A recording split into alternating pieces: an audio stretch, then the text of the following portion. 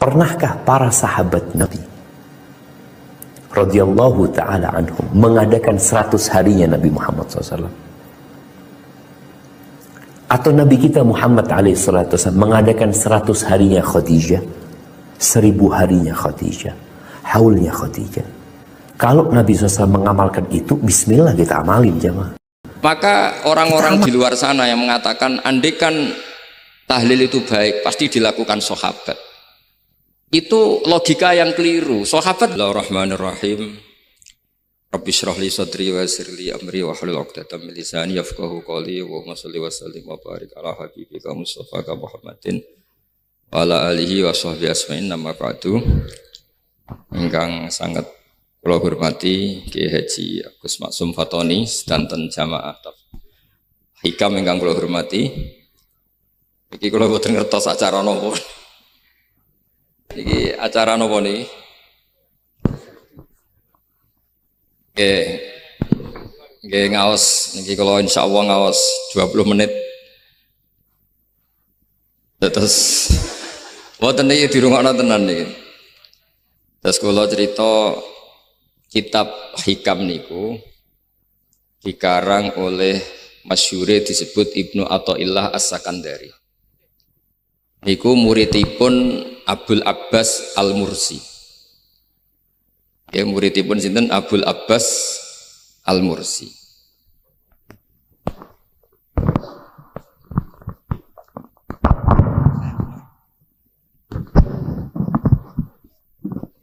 Ya, kalau wangsuli malih nggih. Terus kitab hikam niku dikarang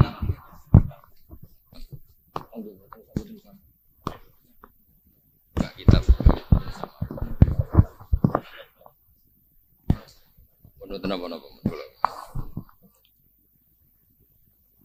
terus kula wangsuli malih nggih.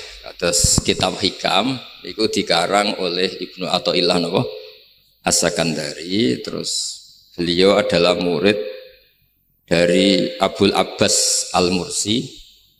Abul Abbas niku murid saking Abil Hasan Asy'ari. Nah, ingkang menginspirasi perilaku ulama di Indonesia khususnya niku adalah tulisan-tulisan utawi madhab-madhab utawi pilihan-pilihan maslak thariqah ingkang dipegang kalian Abul Hasan sinten Asy'ari. Jadi niku nggih nguntungno tiyang Jepon.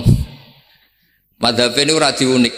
Terus di antara yang diceritakan Syekh Abul Hasan Asy'ari, nate suatu saat ada seorang wali, di mana-mana wali itu nggih selerane namung kepengen parak pangeran, mboten kepengen dosa. Singkat cerita si wali ini berdoa di multazam, tempat paling mustajab, ya Allah, takdirkan saya supaya saya tidak pernah dosa lagi. Jadi ndonga supaya ora iso dosa meneh. Niku jawabe pangeran, fa aina ad'u ghufrani. Wong iku nek ora dosa iku sifat ghafur ku ora nganggur. Kok Allah niku wis kadung di sifat ghafur, zat sing akeh napa ngapurane. Dadi umpama donya iku ora ana dosa, iku sifat ghafurku terus piye? Dan niku sing dadekno tiyang boten terus seneng dosa niku boten, tapi seneng arep-arep rahmati Allah Subhanahu wa taala meskipun keadaannya nate napa dosa.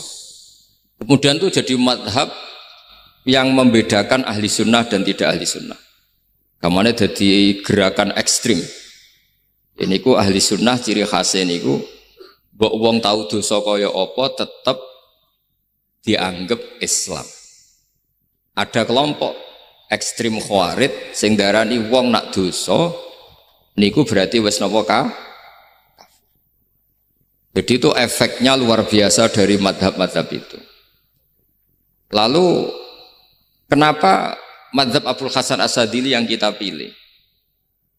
Karena kalau orang Islam kamu kafirkan, niku mboten ketemu, cara akal niku mboten ketemu. Nggih cara berpikir kita, masyhur Abul Hasan Asy'ari ngendikan, wong iku nak kafir mulai cilik nganti 70 tahun. Kalau baleni malih nggih, tiyang kafir cilik ngantos 70 tahun. Itu kan menjadi mukmin itu hanya dengan melafadzkan apa? Syahadat la ilaha illallah Muhammadur Rasulullah. Niku hadhil kalimah satu ini. Kalimah syahadah niku saged ngilangi kekafiran 70 tahun. Artinya kalimat ini adalah kalimatun dakhala fihal kafiru al-islam atau kalimatun sara bihal kafiru musliman. Jadi ngaji rileks, ini tanamkan di hati. Ini adalah kalimat yang orang kafir saja menjadi muslim, hanya sekali dilafadzkan. Masa lalu dengan kalimat yang sama tiang muslim menjadi kafir. Ini aku membuatkan ketemu akal. Makanya madhab takfiri, madhab gampang mengkafirkan orang itu jelas madhab yang enggak ada rujukannya sama sekali, enggak ada pegangan ilmiahnya sama sekali. Wong kafir wae dadi Islam, mosok wong Islam dadi kafir. Mau perkara tahlilan ning kuburan. Gara-gara tahlilannya nyekel patok dianggap napa? Kafir. Mergo dianggap njaluk napa? Jaluk bae, jaluk kubur. Mulane dawuh Said Muhammad masyhur itu diterjemah di seluruh bahasa di dunia. Wong-wong sing ngafirno iku mbok yo sekali-kali nginceng iku ngrungokno. Lho kula nu sampean tahlil iku yo ora seneng. Kadang sing tahlil iku yo rada kurang ajar. Kula niku yang ben nak mati, nak sing tahlil nang Jepun ora seneng. Mergo yo rada sombong lah wong tahlil iku yo kadang rada sombong. Misale ngaten, kula kiyaine jenengan. Dongane ngene, ya Allah, ini guru saya. In kana muhsinan fazid fi ihsani. Kalau dia baik, itu ya tambahlah kebaikannya. Mosok murid muni gurune baik itu kalau itu kan ngenyak uang. Ini soleh-soleh permanen dianggap napa. Jadi dungane itu ngeper in kana muhsinan fazid fi ihsani. Wa in kana musian fatajawaz anhu. Misalnya kalau dia orang buruk, kalau beliau orang buruk yang kau maafkan. Maka orang-orang di luar sana yang mengatakan andekan tahlil itu baik, pasti dilakukan sahabat. Itu logika yang keliru. Sahabat gak mungkin kan nahlili Kanjeng Nabi ngendikan ingkana musinan. Sido kafir ngoten nggih mboten. Lah wong Kanjeng Nabi kok apike di ngendikano ingkana, ini kok kafir. Wong Nabi kok ingkana, andai. Saiki pertanyaannya gini. Kita sebagai kiai, sebagai guru, ku murid nak tahlil ya rada kurang ajar sithik. Wong gurune kok diomongno ingkana musinan ambek ingkana musian. Nah pertanyaannya gini, lepas dari kowe rada kurang ajar lah. Dalam tahlil itu rada kurang ajar karena nyebut guru ora qad kana musinan tapi ingkana musinan. Mestinya kalau sampean sebagai murid kan menapa qad kana musinan. Guru saya benar-benar orang baik, bukan ingkana, andekan orang baik. Tapi ada satu kepastian bahwa ini tidak minta sama mayit. Jadi tujuan kalau kita minta mayit itu salah sama sekali. Wong kita datang ke kuburan malah memintakan ampunan untuk mayit. Kok iso darani njaluk iku piye? Ya mergo mau didelok kok adoh, ketoke ngatong ya berarti njaluk. Lah ya wong fatwa kok mau berdasar inceng-incengan kok adoh niku ora jelas ya fatwa ini. Paham gitu. Terus jenengan kudu yakin, enul yakin bahwa mazhab kita itu yang benar, bahwa tahlilan di kuburan tidak kafir karena tidak minta ke mayit, malah memintakan untuk mayit atau memintakan ampunan untuk mayit. Cuma redaksi sing rondok-rondok ngoten niku dikurangi lah.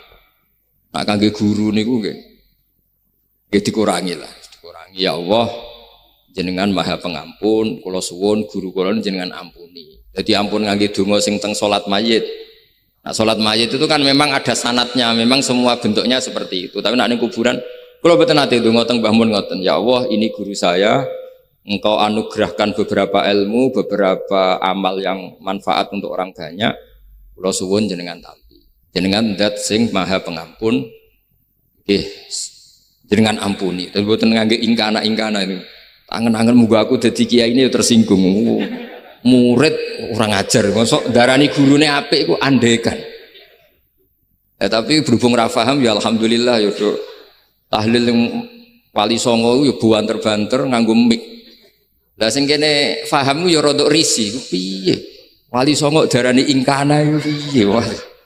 Jadi ini marah ini, kan kalau suwon nak tahlil nyewa kiai sing alim lah, ben rodok bener, ben rodok bener. Tapi ampun nyewa kulo betul purun, kalau nu gak ada pondok lah, jadi betul. Saya masyhur susah diundang orang kecuali yang ada hubungan guru, hubungan sarang. Karena beliau lama sekali ngajar di MGS, beliau Gus Maksum itu lama ngajar di MGS. Jadi saya itu hanya datang di orang-orang yang pernah khidmah di sarang. Terus yang pernah keluarga sepuh, saya datang ke Jakarta ke Pak Quraisy Shihab itu ya karena Pak Quraisy itu lama sekali bikin diskusi-diskusi tafsir. Akhirnya saya termasuk pengajar di pondok beliau.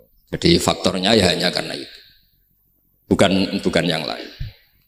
Terus kalau suwon jenengan kedah yakin kalau faham takfiri yang memudahkan mengkafirkan orang lain itu faham yang salah.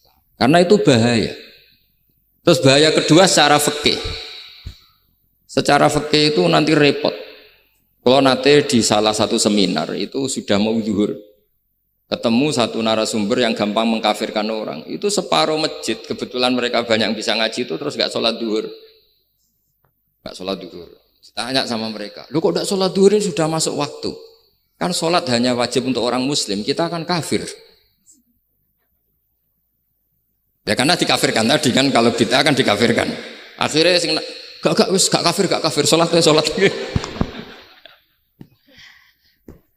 Efek dari mazhab itu panjang. Kalau betul faham mereka itu betul, berarti yang sudah kafir, orang kafir itu wajib sholat enggak kan? Itu malah panjang kan, karena terus menjadikan orang Islam tidak sholat. Nanti ke masjid tidak boleh, orang kafir nggak boleh masuk masjid. Itu efek fikihnya panjang. Jadi kalau suwon mazhab Abil Hasan Asyadzili niku dipegang. Nah itu mazhab beliau itu implementasinya di teng kitab Hikam nih. Karena Hikam itu putu murid yang paling bisa mengimplementasikan, menjelaskan cara pandang mazhab Abil Hasan Asyadzili sing dados thariqah Syadziliyah. Terus ketiga, itu cara pandang itu detail. Detail itu jelimet. Mesti sampean ora kepikiran. Misalnya begini. Ketika ada orang salah jenengan marah, itu sebenarnya karena salahnya apa karena hal yang lain? Normalnya orang itu berpikir karena salahnya. Itu keliru cara Abil Hasan Asyadzili. Pasti kamu marah itu karena ada hal lain. Misalnya kayak pembantu elek kriting mecahno gelas, mesti langsung mbok amuk. Alasannya mecahno gelas. Tapi nek sing mecahno iku wong ayu, kowe iso ngamuk. Kowe iso ngamuk wong ayu. Mecahno gelas lah. Kok gelas lemari, rasa gelas. Sama. Kamu janjian sama orang, wongnya nyulayani janji, mesti mbok maki-maki. Katanya jam 10 kok udah datang gini-gini. Nah, tapi kalau yang terlambat itu wong sing ngutangi kowe iso ngamuk orang sing ngutangi kowe. Atau sing terlambat itu komandannya, atasan kamu. Atau kiainya. Artinya gini, ketika kamu marah atas nama terlambat, itu sebetulnya karena terlambat atau karena hal lain. Nah, maksiat juga gitu, cara pikirannya Abil Hasan Asyadzili. Ketika kowe roh misalnya cawe itu maco naik ninja atau apa, mesti kowe darani wah luput suwuk. Tapi nak dikandani, niku putune jenengan. Mesti langsung, ya Allah jenengan sepunten. Jadi sebenarnya kita kebencian sama orang lain tuh karena kebetulan tuh tidak keluarga kita. Coba kalau itu keluarga kita. Pasti kayak mikir ulang. Kowe gedeng wong ra salat. Mesti sebabnya dua. Satu tidak sholat, dua kebetulan itu tidak anak kamu. Kalau itu anak kamu pasti istighfar berhari-hari untuk dimaafkan Allah. Bukan maksud no. Tapi kalau orang lain kowe, pertanyaannya sebetulnya kamu benci itu karena tidak sholatnya apa karena plus dia tidak anak kamu? Nah itu pikirannya Abil Hasan Asyadzili. Kowe ngamuk itu gelas pecah, itu perkara itu pecah gelas apa plus yang mecahno elek. Nah itu pecundang kita, itu cara pikiran Abil Hasan Asyadzili. Kita ini pecundang itu enggak fair. Kenapa? Betul fair. Nah itu terus beliau diantaranya punya cerita Nabi Ibrahim itu pernah diangkat ke Allah di alam malakut. Di alam malakut, kemudian ini ada di kitab Hikam juz 2 halaman 4 yang di bab ini yang saya baca. Ini cerita terakhir nih, bantu pun sampai tak ngaji suwi-suwi ra mesti paham, aduk sediluk. Nak sediluk kan dia alasan, kenapa ora paham? Salah Gus Pak ngulangi sediluk. Lah nak suwi sampean ra paham malah ribet kan? Diulang suwi ra paham, goblok tenan berarti kan gitu. Nah ini untuk menjaga harkat dan martabat niku ngajine sediluk mawon dan takoki malaikat. Kenapa ora paham? Salah Gus Pak ngajine sediluk. Jadi duwe napa? Alibi lah gak ada napa? Pembelaan. Nabi Ibrahim itu diangkat di alam malakut. Karena beliau seorang nabi melihat orang maksiat, ditanya sama Allah, ya Allah, itu orang-orang maksiat itu makan dari rizkimu, menempati bumimu, dan semua fasilitas engkau bikin. Lalu menurut kamu gimana Ibrahim? Ya bunuh saja, matikan saja, sama Allah dituruti. Melihat lagi ada maksiat yang berbeda, selalu Nabi Ibrahim usul itu dimatikan. Jadi Ibrahim pernah jadi garis keras lah kira-kira, keras sekali. Lalu suatu saat Nabi Ibrahim itu disuruh nyembelih Ismail. Disuruh nyembelih apa? Ismail. Baru disuruh nyembelih Ismail, Nabi Ibrahim tanya, ini anak saya ya Allah, ini samratu fuadi, ini buah hati saya, kenapa engkau nyuruh menyembelih? Sejarah ngetikane pangeran, apa kamu tidak ingat ketika tak angkat di alam malakut beberapa hambaku kamu usul supaya tak bunuh? Cara Jawane, cara Jepone kuwi ora rasane dadi aku. Aku iku pangeran sing gawe aku enak wae usul-usul kon mateni jare. Saiki gentenan, saiki anakmu sembelih. Rumang sama udah di pangeran gak sayang mbek kaula. Kowe tak dadekno nabi ku kon dakwah ora kon mateni. Nabi Ibrahim nangis. Nah inilah perbandingan bagi kita. Sebenarnya saat kita benci maksiat, itu sebetulnya di hati kita itu tidak hanya maksiat. Kita ada dak fairnya. Plus itu dak orang yang terkait dengan kita. Jika misalnya mau wangkel, misalnya penyanyi sing piye mau wangkel. Suatu saat penyanyi ku WA aku, "Mas aku ya gelem dadi bojomu, ilang mangkelmu." Jadi pecundang, kita ini sebenarnya pecundang. Nah, syukur-syukur memang makom kamu sudah tinggi. Memang benar-benar benci karena maksiat. Paribasane wayu gelembok rapi tetap mangkel. Tapi saya tidak yakin. Soleh-soleh seperti ini imannya sampai seperti itu tidak yakin. Dan saya kalau yakin begitu berarti keyakinan salah itu salah dan bodoh itu, karena itu nggak terbukti. Makanya ini kitab baru kalian kitab Hikam, karena ini acara ngaji Hikam kula waos. Sedikit mawon kula waos ini jawabannya Nabi Ibrahim ketika disuruh nyembelih Ismail teng halaman 4 juz 2. Allahumma hadza waladi wa samratu fuadi wa ahabbun nasi ilayya fasami aqailan yaqul ama tazkurul lailah allati sa'alta fiha ihlaka abdi awama ta'lamu anni rahimun bi ibadi kama anta syaqiqun bi waladik. Jadi Ibrahim, anak kamu sembelih. Kata Ibrahim, ini enggak mungkin Gusti, ini buah hati saya, kenapa engkau minta ini tak sembelih? Apa kamu tidak ingat pernah mengusulkan saya menghabisi sekian hamba saya? Kalau kamu bisa sayang anak kamu, saya juga sayang hamba-hamba kue enak we. Mikir. Jadi makanya kalau suwon kita ini hidup harus insaf. Nak kira dia duit, iku yo mangkel tenan loro tenan. Terus bojomu mbok kon sabar pas kue ra ngekeki duit, iku yo ora fair. Wis ben-ben ngamuk. Satu kelihatan cerdas. Memang kondisi nggak punya uang itu harus ditanggapi dengan marah, mosok diapresiasi. Pinter mas kowe saiki dadi wong zuhud. Wah, ya ribet kan. Wes jos mas sampean, saiki ra duwe dhuwit, sampean dadi wong zuhud, wong waroi. Tapi udah mati bareng saiki. Jadi sebetulnya Allah bikin emosi itu andaikan boleh dibahasakan wis dipikir. Walau la daf'u nasa ba'dhum bi ba'd la fasadatil. Jadi bumi ini sebaiknya itu diisi dengan sekian perbedaan. Tapi tidak konflik loh, perbedaan dengan konflik itu beda. Saya ulang lagi, bumi ini sebaiknya diisi dari sekian apa? Perbedaan, karena justru itu bagus. Saya itu berkali-kali bilang, andaikan tidak ada pikiran kedua, ini dunia ini sudah rusak. Harus ada pikiran kedua. Misalnya ono wong kok terlalu apik mbek kanca, mesti bojone sampet. Wong gak men ngopi mbek kancane, ra tau ngapi mbek bojone. Tapi kalau ngopi mbek bojone terus, mesti kancane sing sampet. Wah, jok rabi lali kanca. Ribet. Manusa itu ribet. Kados kula dugi mriki ini hormat Gus Maksum. Nggih mungkin tok ganjaran. Tapi untuk dosa sidik-sidik ninggal pondok. Jadi ya sudah. Ya mau tidak mau karena memang hidup itu tidak banyak pilihan. Ada orang sering ibadah di masjid sholat itu ya bagus. Tapi dia pasti tidak baik dalam sistem sosial. Umpama wong soleh kabeh ning masjid itu donya akeh sing mati. Karena tidak ada tim SAR paling murah. Loh iya kan, wong kecelakaan itu penolong pertama itu orang yang di masjid apa sing tukang ning dalan-dalan. Artinya sing ning masjid iktikaf mesti ra duwe ganjaran nulung wong kecelakaan. Artinya ada kebaikan yang pasti nggak bisa dilakukan orang yang sedang di masjid. Andai kan yang di jalan tuh orang-orang soleh itu wah dunya sebaldatun thayyibatu warabun ghafur. Loh ya betul. Nabi pernah ditanya sahabat, ya Rasulullah kita ini senengane ngegeng di jalan. Ya kata Nabi ya sudah nggak apa-apa asal aqtut thoriq haqqaha. Ya kamu memberi haknya jalan. Apa itu? Amar ma'ruf nahi mungkar. Maksudnya nahi mungkar gini. Misalnya di bus itu ada orang soleh mayoritas, itu sing nyopet ya wedi, mergo mesti ditabuki wong akeh. Kalau yang di perapatan wong soleh kabeh, sing beda wedok ya isin. Mergo sing perapatan wong soleh kabeh. Masalah iki ra soleh kabeh, kemari ribet kan gak soleh kabeh.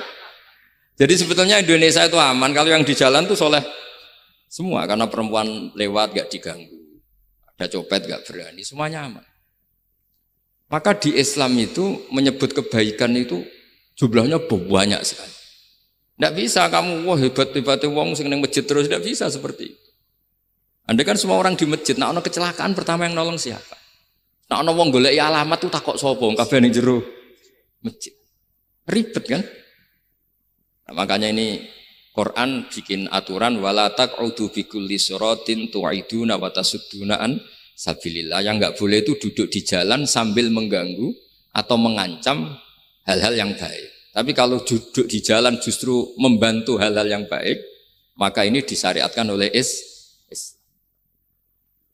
Jadi ini kita harus mulai mikir ya. Jadi walhasil ngendikane kitab hikam, bayangkan yang maksiat itu anak kamu, istri kamu. Pilihan kamu itu memaafkan dan minta dimaafkan oleh Allah.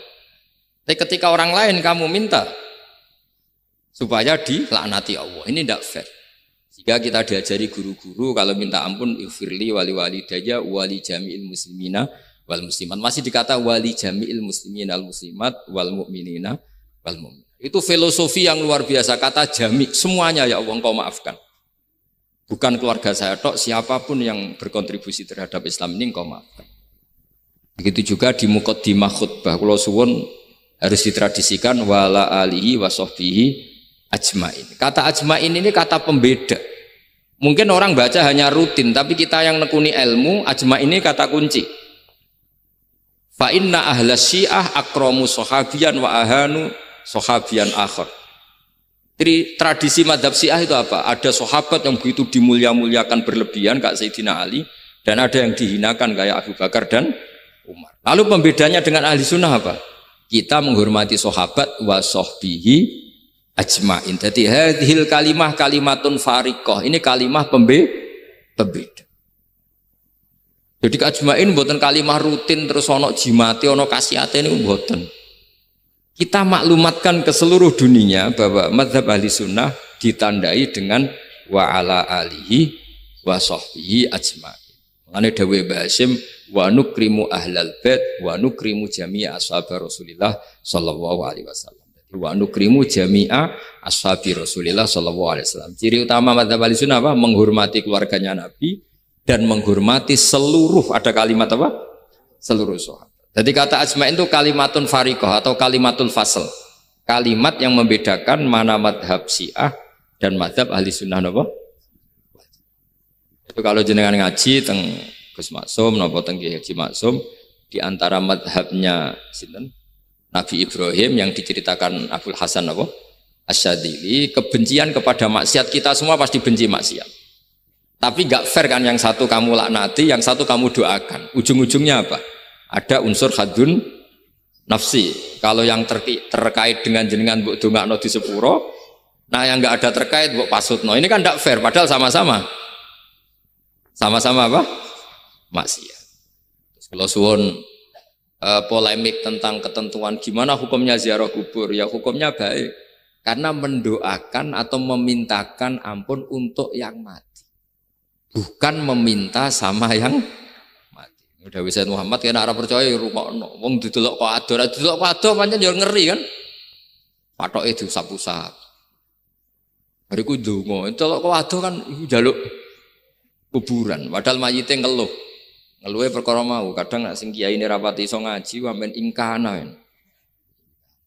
Wali kok darani napa? Ya Allah, jika mayit ini, andekan mayit ini baik, maka dan andekan tidak. Lho cara kowe dadi mayite. Bocah ora jelas. Mayit, nah makanya ini cobalah kalau sholat jenazah tidak apa-apa doa itu karena sanatnya seperti itu. Kalau doa guru ya diatur-atur yang baik lah, langsung mawon ya ghafiratunu wal khotiat gini-gini, saya mohon beliau amal baiknya jangan terima, amal buruknya jangan ampuni karena guru juga manusia tidak nabi. Boten terus apa? Pakai apa? Ingkana. Apa? Kita beruk. Nah, mulanya itu setelah peristiwa ini Nabi Ibrahim menghentikan faman tabi'ani fa innahu minni wa man asoni fa innaka ghafurur rahim. Ya Allah, orang yang ikut saya ya pasti bagian dari saya. Artinya harus berhak mendapat syafaat. Tapi orang yang sedang tidak taat sama saya, kula suwun beri hak untuk tobat. Jadi ghafur itu artinya ya kasih waktu lah Gusti untuk tobat. Sehingga umat ini enggak berhenti berharap supaya yang sedang maksiat pun kita selalu berharap suatu saat pasti tobat. Kita berharap la'allahum yarji'un, la'allahum yantahun. Quran sendiri menghadapi orang-orang maksiat masih selalu diberi harapan la'allahum yarji'un, la'allahum yantahun. Ya tentu dengan sekian mauidhah, sekian hikmah, sekian amar ma'ruf nahi munkar. Yang jelas kita sebagai ahlul ilmi ini tidak punya sanad model keras. Karena semuanya ini proses. Sama nggak bisa niru Nabi itu kan dulu perang Gus. Loh Nabi perang dulu itu enak. Enaknya itu Nabi mesti bener, musuhnya mesti salah. Itu Abu Jahal CS. Saiki kowe perang kowe ora mesti bener. Musuh ora mesti salah. Terus kok ape tegas piye oleh tegas wong padha ora jelas. Riyen tegas kan gampang, Nabi mesti bener. Musuhnya mesti salah. Kan penak. Anak sampean, wah sampean masih macake santri ini. Cara tukaran mbek tanggamu ora mesti tak bela. Ya mergo ora mesti bener.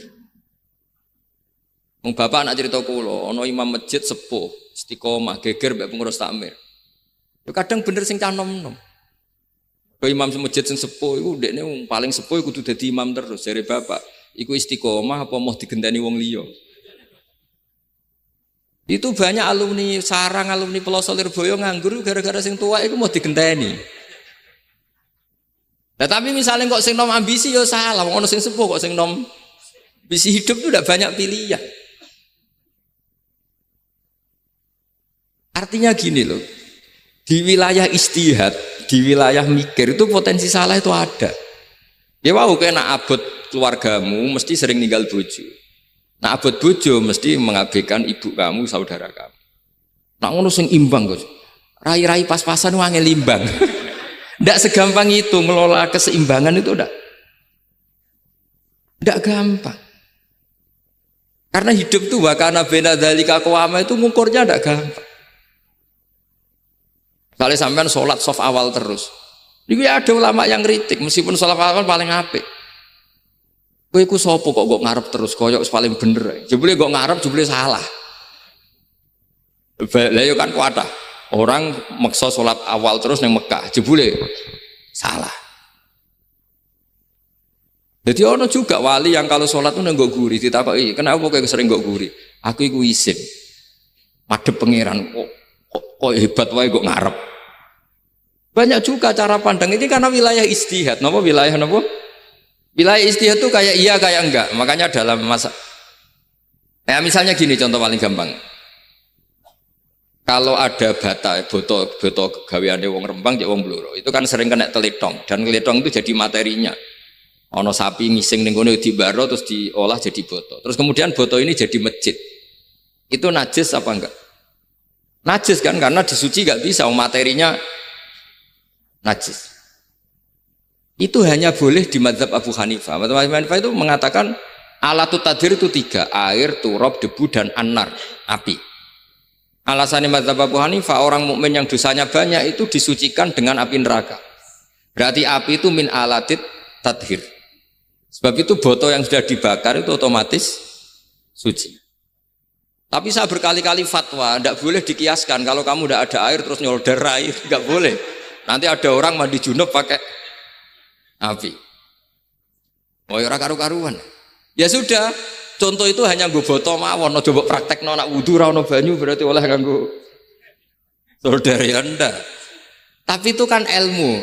Ilmu itu ya seperti itu. Akhirnya beberapa materi yang dari najis asal sudah ngalami pembakaran itu cara mazhab Abu Hanifah dianggap suci, kayak boto, kayak keramik atau peso. Dulu beberapa materinya peso ya kadang ada materi yang najis. Tapi ini sudah ngalami pembakaran, maka dihukumi suci. Mungkin kalau contohnya aja go wudu lah. Semuanya pesan gua aja digo wudu, aja digo mandi junub. Misalnya iwak itu kalau besar, cara Syekh Nawawi Banten itu tae cek dianggap najis karena bentuknya besar. Sekali intikal mazhab Abu Hanifah mun digoreng mun kena api, mun dibakar mun kena api. Jadi berarti pun apa? Suci. Nah itu jenenge mazhab. Jadi mazhab itu orang itu berpikir kemudian kayak iya kayak enggak. Makanya terus ada apa ijtihad. Nah, makanya dalam ranah ijtihad itu orang enggak boleh saling menyalahkan. Ya sudah itu sama-sama mungkin. Makanya kalau dalam ilmu usul fikih disebutkan ra'yuna shawabun yahtamilul khata' wa ra'yuka khata'un yahtamilus shawab. Pendapat saya itu benar tapi ya mungkin salah, pendapat Anda salah tapi juga mungkin benar. Ini yang menjadikan ahli sunnah wal jamaah itu fleksibel. Fleksibel itu rileks. Karena di luar masalah usuluddin, masalah tauhid, itu ya mesti begitu. Sampean sering silaturahim ning kanca-kanca ning dulur-dulur. Apik. Tapi takokno bojomu, wong kok amen lunga. Karena terus kadang silaturahim nak keseringan yo keliru. Silaturahim jam 09.00 wae wong kerja. Maksudnya piye? Ini kan makanya terus ada orang cara mencintai Nabi itu nggak pernah sowan. Ditanya, loh kamu itu mencintai Nabi kok udah pernah sowan? Ya karena kalau saya sowan ganggu Nabi dong. Nabi kan punya anak, punya keluarga. Kalau nemuin saya kan artinya nggak ngurusi anak istrinya. Dan itu menurut saya benar. Saya termasuk kiai yang jenis itu. Makanya kalau kamu sering sowan saya itu udah tak biji bagus, itu udah bagus ya. Itu pasti ganggu. Tapi misalnya seneng kok rasuan ya lucu, wong seneng kok ora tau sowan. Sampeyan milih ndi coba? Ya kan lucu kan? Lho sowan tuh mesti ganggu apa enggak? Ganggu. Tapi seneng kok ora tau sowan ya lucu kan? Nah itu istihad. Maksudnya istihad itu ya ada sahabat yang seneng Nabi itu enggak pernah sowan. Ya hanya datang ke masjidnya ikut jamaah, datang ikut jamaah, tapi enggak pernah sowan. Ada lagi sahabat yang kalau disuruh coba wajahnya Nabi itu kayak apa? Saya enggak pernah melihat. Padahal bertahun-tahun jadi sahabat. Karena ijlalan lahu. Saya sangat menghormati beliau sehingga saya merasa enggak berani melihat wajah. Tapi banyak juga sahabat yang detail mensifati beliau. Sampai hajibnya tahu, syaribnya tahu, semuanya tahu. Saking mencintainya, aku nak roh Nabi seneng delok. Sama-sama seneng, tapi cara mengimplementasikan nah itu wilayah-wilayah napa? Jadi kalau suwun terbiasalah dengan beda pendapat, dengan biasa mawon. Dan itu kita dilatih. Makanya wonten makalah masyhur ikhtilaful a'immah napa? Rahmah. Atau sebagian disebut ikhtilafu ummati rahmah. Umatku yang berbeda-beda. Beda itu bukan konflik loh ya. Beda pandang, beda sudut materi atau metode atau maslak. Niku semuanya asal ikhlas dan berbasis ilmu. Niku kabeh napa rahmah. Yes, ngoten mawon menami lami. Assalamualaikum warahmatullahi wabarakatuh.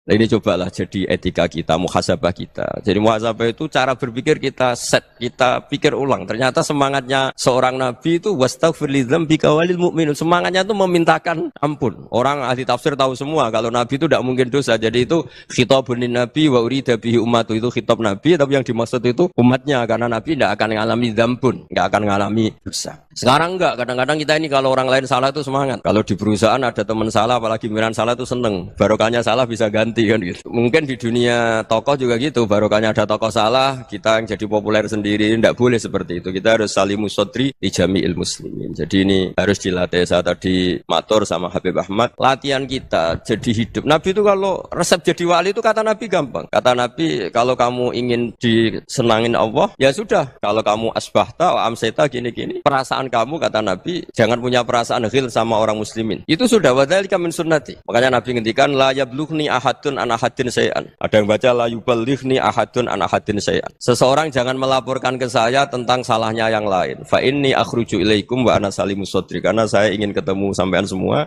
dalam keadaan salimus sadri, tidak punya perasaan apa-apa.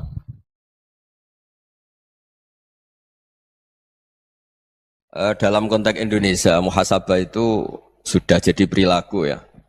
Karena dulu orang tua saya, guru-guru saya kalau ngandani itu, bayangkan kalau kamu jadi dia. Jadi misalnya kita mentang-mentang atasan, otoriter sama bawahan. Bayangkan kalau kamu jadi yang bawahan itu kayak apa? Laukun tamakanah, kalau orang Arab bilang, bayangkan kalau kamu di posisi dia. Makanya guyonannya orang-orang Indonesia itu kan orang ngaramkan judi gitu, bareng dikasih tahu. Tapi yang menang anak jenengan, alhamdulillah. Ternyata ngaramkan itu karena ada anaknya. Kalau anaknya yang menang ya seneng. Meskipun itu guyonan, tapi saya punya padanan itu dalam kitab Hikam. Nabi Ibrahim itu Khalilur Rahman, tentu bencinya minta ampun sama yang namanya maksiat. Suatu saat beliau diterbangkan di alam malakut. Itu kalau di Hikam saya halaman 15 juga. Saya masih ingat betul. Mungkin kalau Anda beda halaman karena beda cetakan. Atau enggak punya kitabnya. Atau punya tapi tidak bisa baca. Nah itu jadi berbagai kemungkinan. Atau punya tidak bisa baca tapi dianggap jimat. Atau digo pencitraan. Banyak itu kaji-kaji tidak bisa baca kitab tapi di ruang tamunya kitabnya besar-besar. Pencitraan itu. Tapi ya bagus lah, enggak apa-apa untuk syiar. Setelah diterbangkan di alam malakut, diperlihatkan sama Allah, ada orang pezina, ada orang syaribul khomri, ada orang mabuk, ada orang macam-macam. Allah tanya sama Nabi Ibrahim, bagaimana pendapat kamu Ibrahim tentang mereka yang maksiat? Kata Nabi Ibrahim, ya Allah habisi saja mereka, mereka hidup di bumi engkau, makan rezeki engkau, kemudian mereka tidak taat sama engkau. Singkat cerita di fase itu, saya ulang lagi di fase itu, Allah nurutin. Sampai sekian peristiwa, mungkin 3 atau 4. Ya, setelah sekian tahun Nabi Ibrahim lupa peristiwa itu, kemudian beliau diminta menyembelih anaknya. Ini versi kitab Hikam. Memang versinya banyak tentang kenapa Nabi Ibrahim disuruh menyembelih anaknya. Ketika mau menyembelih anaknya, Nabi Ibrahim ragu. Huwa samratu fuadi. Anak saya ini buah hati saya, kenapa engkau suruh menyembelih? Terus kata Allah, apa kamu tidak ingat ketika kamu saya angkat di alam malakut, kemudian kamu usul bunuh-bunuh, saya tidak mempertimbangkan usul Anda, tapi kenapa sekarang saya merintahkan kamu mikir gitu. Terus, ya karena ini anak saya ya Allah. Terus kata Allah, rumang samu wong sumpukon mata ini gak gawean kau sing gawe kowe enak wae usul mata ini. Jadi saya yang bikin, kemudian Anda enak aja usul membunuh. Semenjak itu Nabi Ibrahim itu di eranya itu asfaqun nas, orang paling sayang sama manusia. Karena kadang kita keras itu ya kebetulan itu udah anak kita, ada keluarga kita.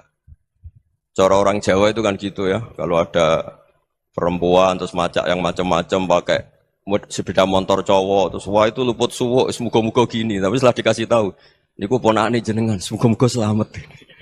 Jadi jangan-jangan kemarin ahli ma'asi itu kebetulan itu udah keluarga kita. Kalau keluarga kita yang pernah salah pada kita, semangat kita mintakan maaf. Jangan-jangan kita didikte hukum sosial gitu. Jadi orang yang salah, kebetulan tuh orang yang menservis kita. Atau keluarga kita, atau orang dekat kita. Jangan-jangan semangat kita mintakan ampun. Tapi kalau sama orang lain, kebetulan musuh kita semangatnya minta itu kena adab.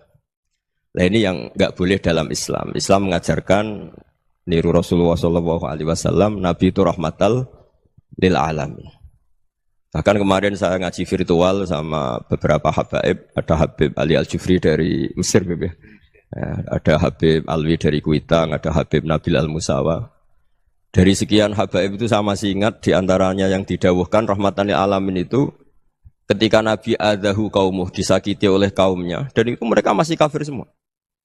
Itu mereka dapat doanya Nabi Allahumma hdi qaumi fa innahum la ya'lamun. Kayak apa baiknya Nabi, orang yang menyakiti, yang melukai, tapi Nabi masih berdoa Allahumma hdi qaumi fa innahum la ya'lamun. Sayyidina Umar dapat doanya Nabi itu yakhina kana kafiran, ketika masih kafir didoakan. Allahumma aizzal Islam bi Umar. Itu ketika masih kafir. Itu pelajaran bagi kita bahwa yang sedang tidak cocok pun itu berdapat doa kita. Ya doa supaya kondisi kita baik, hari tambah baik. Karena agama ini, saya berkali-kali bilang, limangka nayarjuwa hawal yawmal akhir. Agama ini diperuntukkan bagi yang selalu punya harapan pada Allah Subhanahu wa Ta'ala. Saya cerita muhasabah ini tentang hubungan kita dengan Allah. Di Indonesia itu banyak orang fasik, banyak orang nakal. Ya di mana-mana orang nakal itu ya mayoritas, wa aksaruhum fasikun. Tapi berkahnya harapan. Mungkin saya kira nakal sok benda, mungkin saya kira sholat sok ben sholat, mungkin sekarang belum sakhok, belum dermawan, suatu saat dermawan. Barokahnya itu kefasikan ini dianggap sementara, sedang fasik, sedang tidak benar. Karena kiai-kiai kita, para guru-guru kita, para habaib utamanya itu mesti bilang semoga husnul khotimah. Nah barokahnya doa itu, semoga husnul khotimah itu menjadikan satu pola sosial. Yang sedang fasik ini masih diharapkan jadi lebih baik, jadi lebih. Sehingga kita tidak ngambil sikap ekstrim, ya ingin menghabisi atau ingin mengadili, tidak. Karena selalu kita punya harapan. Dan agama ini limangka nerjuwa hawal yawmal akhir. Bayangkan itu kalau yang nakal itu anak kamu. Pasti kamu nggak ingin kan langsung dapat azab, dapat apa. Padahal kita semua jadi tokoh ini abul kulli, bapak dari semuanya. Sehingga ketika Rasulullah SAW jalan-jalan kemudian melihat perempuan sedang menyalakan api. Kalau apinya mati ditiup, anaknya dijauhkan. Nanti kalau sudah jauh dari api, anaknya digendong lagi. Terus kata Rasulullah, matur ke semua sahabat, Aro'aitum anna hadih tarihatan waladaha alan nar. Apa kamu berpendapat bahwa perempuan ini akan melemparkan anaknya ke neraka? Tidak ya Rasulullah. Tidak akan seorang ibu melemparkan anaknya ke api. Terus kata Rasulullah, Allahu arhamu min hadih biwaladiha. Allah lebih rahman, lebih rahim dibanding orang tua ini kepada anaknya. Ini yang harus kita kenalkan terus, kita kampanyakan terus. Supaya orang hubungannya dengan Allah itu nyaman, asik. Sehingga dengan demikian selalu ada harapan bahwa yang sedang nakal ini suatu saat tobat. Kita tidak boleh menghukumi pasti begini, pasti gini. Itu tidak wilayah kita. Itu juga yang dicontohkan Rasulullah SAW. Secara lahir Nabi itu nggak berkenan sama Wahsy, karena Wahsy itu salahnya salah fatal karena membunuh ahabban nasi ila Rasulillah, yaitu membunuh Sayyid Hamzah. Jadi ketika Wahsy tobat, Nabi itu nerima tobatnya. Dan ketika beliau dengan basariyahnya agak siap ketemu Wahsy karena harus ingat Sayyid Hamzah, basariyahnya diturutin. Oke, kamu iman, saya turutin, tapi jangan sering ketemu saya. Karena kalau ketemu kamu, saya masih ingat sama paman saya, Sayyid Hamzah. Kita bisa ngelola seperti itu. Kita tidak cocok sama orang, bagaimanapun mereka umat Rasulullah SAW, kita tetap mencintai mereka. Misalnya kalau beda agama, mereka sama-sama orang Indonesia, kita mencintai mereka atas nama warga Indonesia. Tapi kalau misalnya potongannya ora cocok, beda kultur, bawaannya itu mangkel no coro Jawa, ya bisa diilmoni, jangan ketemu. Wong sudah tidak cocok, ingin ketemu nyari solusi. Roh ini tok seneng itu kan ya repot itu. Ya sudah kalau nggak mati cocok ya jangan sering ketemu. Dan itu kita bisa memanage seperti itu tuh bisa. Saya berkali-kali cerita tentang Imam Syafi'i. Kalau dikasih tahu ya Imam Abu Abdillah, panggilannya Imam Syafi'i, tetangga Anda ini ternyata banyak yang nggak senang Anda. Jawabnya beliau senang. Ya bagus kalau nggak senang saya, ndak utang saya katanya. Jadi gara-gara sampean seneng aku ngatur aku ini kan. Dan mungkin sampean ra seneng kan ya enak. Jadi hidup itu dianggap happy. Kalau seneng ya teman silaturahim, kalau nggak seneng ya nggak bakal utang gitu. Baru kayak seneng itu nggak ganggu. Gitu. Jadi dulu itu orang bisa ngelola seneng ndak seneng itu bisa. Karena ada kearifan hubungan dengan Allah Subhanahu wa ta'ala. Hidupnya selesai karena masyghul bi dzikrillah, mereka sibuk dengan Allah. Makanya kata ulama-ulama tasawuf, kamu jangan melihat manusia perilakunya, tapi kamu juga harus ingat yang gerakkan semua itu Allah Subhanahu wa ta'ala. Dengan demikian kita farah, kita senang. Makanya Nabi kalau ngutus Anas bin Malik kemudian enggak kesampaian yang diinginkan karena Anas main, ketika garwa-garwane Nabi agak tersinggung, Nabi andaikan Allah menghendaki yang saya inginkan kesampaian, pasti itu kesampaian. Jadi dianggap kegagalan Anas enggak manggil yang dituju Nabi itu ya kersane Allah, ya enteng saja. Sayyidina Ali lebih parah lagi yang dialamin. Itu dalam beliau kalau dipanggil itu enggak cepat-cepat ke sana. Ketika ditanya, "Kenapa kamu tak panggil enggak cepat ke saya?" "Amin tu ukubatak." Karena aku tahu engkau orang baik. Orang baik itu pemaaf. Jadi makanya orang-orang soleh dulu itu bodoni itu. Makanya sekarang kalau ada orang bodoni itu mesti beda orang soleh. Kalau orang-orang soleh itu kakean husnudzon lagi sering dibodonin. Abdul bin Umar itu masyhur itu. Kalau ada budaknya serang sholat, sergap sholat itu dimerdekakan. Akhirnya enggak sholat pun pura-pura sholat. Akhirnya juga dimerdekakan. Ketika ditanya, kenapa engkau merdekakan? Padahal mereka sholatnya menipu engkau, kata pembisik-pembisik itu. Man khoda'ana lillah in khoda'na lah. Dia nipu atas nama Allah, berarti saat tertipu juga atas nama Allah. Enggak masalah dong, semuanya demi Allah Subhanahu wa ta'ala. Jadi ketika kita ketemu mensifati Allah Ta'ala itu ghafir. Allah pemaaf. Jangan kamu enggak fair untuk diri kamu nyifati Allah ghafir, pada orang lain Allah kamu sifati syadidul iqab. Jadi Allah kamu atur, kayak MC tadi ngatur saya. Jadi Allah itu apa? Kalau pada saya ghafir, kalau pada musuh saya syadidul iqab. Itu enggak fair. Kalau Anda punya harapan kepada Allah karena Allah Rahman Rahim, Allah ghafir, sebenarnya Allah pada musuh kita ya bisa saja Allah ghafir, bisa saja Allah Rahman Rahim. Sehingga kita melihat orang lain yang kita tidak cocok itu ya enteng saja. Itu min ummati Rasulillah sing tanaluhu syafa'atu, tanaluhu sa'atu rahmati, tanaluhu fair. Jangan dengan kita kayak mesti dapat rahmat. Jangan orang lain kayak Allah pasti syadidul iqab. Itu tidak boleh. Sehingga ketika ada orang Badui, singkat cerita orang Badui ini kencing di masjid. Semua sahabat membentak dia. Yang enggak bentak hanya Nabi tok. Saking mangkalnya orang ini karena semua sahabat bentak kecuali Nabi. Setelah dibenarin Nabi, terus Nabi nyuruh sabbu ali dhanuban min ma'in. Setelah disucikan masjid itu, dia berdoa keras sekali. Allahumma arhamni wa Muhammadan wa la tarham ma'ana ahadan. Ya Allah, yang berhak dapat rahmatmu hanya saya dan Nabi Muhammad, yang lainnya jangan. Karena yang lainnya tuh jengkelin, gitu aja saya salah dimarah-marahin. Gitu. Jadi kalau kamu doa terbatas ya kayak orang Bedui ini, kayak orang Arabi. Apa kata Nabi? Laqad tahajjarta wasi'an. Allah yang rahmatnya luas menjadi kamu sempitkan. Karena kamu mau atur Allah hanya rahman pada Indonesian Power, pada NU, pada kita yang orang lain nggak perlu dapat. Itu kan kasihan Islam karena Islam terus nggak dimiliki semua orang. Allah nggak dimiliki semua orang. Rasulullah nggak dimiliki semua orang karena di NU, di ormas tertentu, di nggak boleh seperti itu. Nggak boleh takhasyar tawasian kata Nabi, nggak boleh mempersempit zat yang rahmatnya itu luas. Ini semoga etika ini kita pakai di Indonesia. Yang sedang fase kita harapkan lebih baik.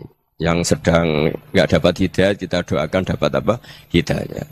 Masyhur kan, makanya tadi saya mohon sama Habib Ali supaya Habib Ahmad supaya tetap mahalul qiyam, tabaruk sama Habib Ali di antara doa-doa di Simtud Duror masyhur itu antuqabilal mudhniba minnah bil ghufran wal musi'a bil ihsan. Jadi harapannya para habaib, para orang-orang baik dulu ya semoga yang dosa itu dimaafkan, yang sedang salah dibuka, bikin lebih baik. Nabi itu tugasnya juga gitu. Wastaghfir li dzambika walil mu'minina wal mu'minat. Nabi itu tugasnya juga memintakan ampun yang sedang salah. Nah ini cobalah jadi etika kita, muhasabah kita. Jadi muhasabah itu cara berpikir kita set, kita pikir ulang. Ternyata semangatnya seorang nabi itu wastaghfir li dzambika walil mu'minin. Semangatnya itu memintakan ampun. Orang ahli tafsir tahu semua kalau Nabi itu tidak mungkin dosa. Jadi itu khitabun Nabi wa urida bihi ummatu, itu khitab Nabi, tapi yang dimaksud itu umatnya karena Nabi tidak akan mengalami dzambun, tidak akan mengalami dosa. Sekarang enggak, kadang-kadang kita ini kalau orang lain salah itu semangat. Kalau di perusahaan ada teman salah, apalagi miran salah itu seneng. Barokahnya salah bisa ganti kan gitu. Jadi kalau mungkin di dunia tokoh juga gitu, barokahnya ada tokoh salah, kita yang jadi populer sendiri, tidak boleh seperti itu. Kita harus salimus sodri di jami'il muslimin. Jadi ini harus dilatih. Saya tadi Matur sama Habib Ahmad, latihan kita jadi hidup. Nabi itu kalau resep jadi wali itu kata Nabi gampang. Kata Nabi, kalau kamu ingin disenangin Allah, ya sudah. Kalau kamu asbahta, wa amseta, gini-gini. Perasaan kamu, kata Nabi, jangan punya perasaan ghil sama orang muslimin. Itu sudah, wadzalika min sunnati. Makanya Nabi ngendikan, la yablughni ahadun an ahadin syai'an. Ada yang baca, la yuballighni ahadun an ahadin syai'an. Seseorang jangan melaporkan ke saya tentang salahnya yang lain. Fa inni akhruju ilaikum wa ana salimus sadri. Karena saya ingin ketemu sampean semua dalam keadaan salimus sadri, tidak punya perasaan apa-apa. Karena kalau nurutin membisik, nurutin informasi itu ya repot. Karena orang pasti sepihak. Ada kiai yang top, datang ke kampung-kampung yang desa-desa. Kata yang seneng itu punya akhlak. Wah itu bagus orang besar datang ke kampung-kampung. Kata yang enggak seneng, oh itu jobnya kayak kecil kok diambil, itu kan ya kasihan itu kan sudut pandang. Makanya saya sering bilang akal kita ini cukup untuk mentasdik Rasulullah Shallallahu Alaihi Wasallam. Meskipun perasaan kita kadang orang Jawa itu beda. Saya berkali-kali bilang sama peneliti dari Jogja, kenapa sih Gus para nabi itu kok poligami istrinya banyak? Nabi Dawud katanya itu berapa? Nabi Sulaiman malah jumlahnya agak terbatasin. Nabi Muhammad itu paling sedikit. Saya tanya gini, perempuan itu orang lemah, jadi kalau nolong orang satu gimana baik, kalau nolong orang dua ya lebih baik, ya sudah kira-kira seperti itu. Paling tidak akal kita masih tahu, kalau orang baik, itu kan mesti baik. Nolong orang satu baik, nolong orang dua ya lebih baik, nolong orang tiga lebih baik. Tapi kalau kamu orang nggak baik, satu saja kamu terlantarin, kamu miskinkan, kamu... Ya tinggal diukur kan, kalau orang baik, nambah baik. Tapi kalau orang buruk, tambah buruk. Nah itu akal. Akal kita bisa menganalisis kenapa sih nikah itu ada yang poligami, ada yang enggak. Sudah ukur saja diri kamu. Misalnya kayak saya elek keriting, rabi terus. Memperbanyak wong elek. Orang perilaku netok raine dadi elek kabeh gitu. Tapi nak kowe ku ganteng, alim, ganteng, sugih. Anake ganteng-ganteng, berhubung kowe saleh ahli swarga kabeh. Mertua yo bangga karena karir kamu meyakinkan. Ini mertua kamu aja enggak bangga mau nambah. Ipar gak bangga, mertua gak bangga, desa kamu yang kamu wayai juga gak. Beda dengan Nabi ketika nikah Juwairiyah itu gak ada pernikahan sebarokah Nabi dengan Juwairiyah itu Azharu Rasulillah. Di situ habis perang banyak tawanan gara-gara jadi besanya Nabi langsung dibebaskan semua karena Azharu Rasulillah. Sekarang besanya Kanjeng Nabi. Dulu Abu Sufyan mangkalnya bukan main sama Nabi. Gara-gara putrinya dinikah terus langsung jadi. Kalau kamu kan enggak, nikah satu, nikah lagi. Satu kampung musuh kamu. Karena istri pertama ya cemburu, yang kedua agak bangga. Wah itu selesai itu. Dunia wal akhirah. Maksud saya, nganalisis Islam itu harus pakai akal. Dan akal yang dipakai, ini saya bawa ke kitab Ihya, adalah pikiran-pikiran para ulama. Makanya ketika Imam Ghazali ketika ditanya, fakaifa bi muslimin fasikin asawaha fi jami'i amri. Kalau ketemu orang fasik, orang Islam tapi fasik, perilakunya enggak ada yang benar. Kata Imam Ghazali jawabnya lucu, aneh. Ma min muslimin illa wa islamuhu ta'ah. Tidak ada orang Islam kecuali dia mau Islam, membenarkan Allah dan Rasul itu sudah taatnya dia. Kok kamu tidak bisa melihat taatnya dia? Dia pikirannya kan ini pemabuk, ini tukang apa. Tapi kata Imam Ghazali, sebenarnya kamu masih bisa berpikir positif. Ma min muslimin illa wa islamuhu ta'ah. Tidak ada seseorang Islam ketika dia milih Islam itu pasti ada taatnya, yaitu tasdik pada Allah dan tasdik kepada Rasulullah SAW. Jadi dengan pola seperti itu, maka di antara guru-guru kita yang modern ya di era Mbah Maimun, di sini ada Habib Ahmad. Habib Salim, syair yang sering dibaca beliau adalah ada orang munajat sama Allah, ini cerita munajat. Itu orang itu ngendikan gini, ana muznibun, ana mukhtiun, ana asi. Huwa rahimun, huwa ghafirun, huwa afi. Ya Allah, saya mukhti, saya orang yang salah. Ana muznib, saya orang yang dosa. Ana asin, saya sering maksiat. Tapi engkau ya Allah, engkau ghafir, pemaaf. Engkau rahim, maha pengasih. Engkau afin, yang mudah memaafkan. Terus kata orang ini, ya agak kurang ajar, tapi saking senengnya sama Allah. Qobal tuhunna salasatan bisalasat. Ya gini saja ya Allah, sifat engkau diadu dengan sifat saya. Engkau Tuhan, Gusti, enggak boleh kalah katanya. Terus wasatahliban ausofu ausofi, dan engkau pasti pemenangnya gitu. Jadi ada orang rayu Allah dengan cara seperti itu ya ada ya. Saya ini manusia, salah saya banyak. Engkau ampunannya banyak. Engkau Tuhan loh Gusti, enggak boleh ampunan Anda, ampunan engkau kalah dengan salah saya. Enggak boleh Tuhan kok kalah. Nah, jadi untuk supaya orang punya harapan gitu. Banyak juga wali-wali yang jadab ketika datang ke makam Rasulullah SAW. Itu kalau dongo ya agak kacau sebetulnya, cara syariat agak kacau. Ya Allah, engkau punya dua pilihan. Jika engkau menjadikan saya soleh, surah habibu, yang senang kekasihmu, yaitu Rasulullah SAW. Tapi jika engkau menjadikan saya fasik, surah aduuk, yang senang itu setan. Monggo jenengan mau menyenangkan kekasih jenengan, mau menyenangkan musuh jenengan, monggo. Jenengan bebas kok memilih. Nah, mestinya Allah ya senang menyenangkan kekasihnya. Jadi ya, intinya Allah dipaksa untuk menjadikan dia orang soleh gitu. Jadi kayak kemarin itu Pak Bu siapa? Yang kesini itu yang sama jenengan itu. Kuliah ke sini itu sama Habib Ahmad. Saya pertama enggak mau, lama-lama Habib Ahmad. Ini gimana, Gus? Orang taunya saya dekat jenengan, kalau enggak kasil saya waduh. Ini kayak doanya wali yang tadi. Enggak punya pilihan, Bu. Enggak ada pilihan ini. Jadi saya mohon muhasabah itu dimulai cara berpikir. Makanya di sini sebetulnya tag ini supaya dapat barokahnya Ihya. Ini kitab yang disenangi para habaib, para ulama. Sebetulnya tag di muhasabah itu redaksinya gini ya, yang lengkap loh. Hasibu anfusakum qabla an tuhasabu wa zinuha qabla an tuzanu wa tahayya'u lil ardil akbar. Jadi ada kata wazinu, jadi ukur. Perilaku Anda ini diukur, ditakar. Misalnya kita sebagai suami kan ya punya hal-hal yang kita tidak ideal. Corong Jawa mesti pesek. Cara rezeki ya pas-pasan. Dan kita juga kalau, makanya nggak boleh tanya istri begini, apa saya cinta pertama Anda? Pasti Anda kecewa. Orang jadi istri hanya korban terakhir gitu. Sudah. Karena orang kalau ngelamar kemana-mana gak jadi, yang jadi istri itu pasti korban terakhir gitu. Jarang istri pilihan pertama, jarang. Ayo semua yang nikah. Rata-rata itu pilihan Anda pertama Pak, dari sekian ditolak di mana-mana terus.